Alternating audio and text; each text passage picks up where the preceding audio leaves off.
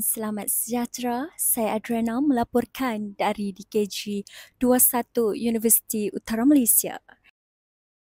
Malam ini, suasana kampus bertukar wajah. Lebih 50 pelajar hadir dalam acara Movie Night with Penyayang untuk tayangan eksklusif 404 Run Run, sebuah filem seram komedi yang menjanjikan hiburan dan keakraban. Dengan hanya RM4, peserta menikmati bukan sahaja filem tetapi juga minuman ringan, merit penyertaan dan yang paling utama, suasana santai yang mengeratkan komuniti pelajar UUM. Dapat spend time masa dengan kawan-kawan semua. It's a good program lah untuk bonding antara kita. Itu seram tapi dia macam lawak-lawak juga kan.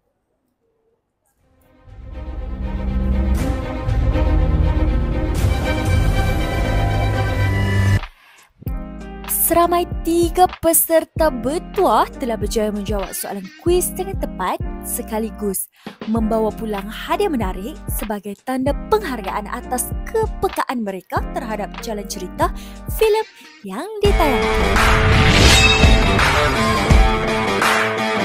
Soalan pertama, apakah objektif utama penganjuran Movie Night ini? Objektif utama dia adalah untuk mengeratkan hubungan di antara pelajar dan ahli-ahli kelab penyayang. Kita juga buat movie ni adalah untuk mewujudkan ruang santai di mana pelajar dapat merehatkan minda selepas kuliah.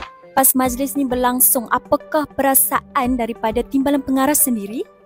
Saya rasa sangat bangga dengan ahli-ahli saya yang lain sebab diorang sangat membantu. Macam kita tahulah, kita orang kan first time, so macam berjalan dengan lancar program. Dari kegelapan filem seram terbit sinar rasa sayang, sokongan dan semangat komuniti yang sebenar.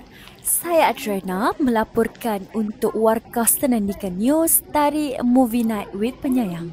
Satu malam yang menyeramkan di layar tapi penuh kasih sayang di dunia nyata.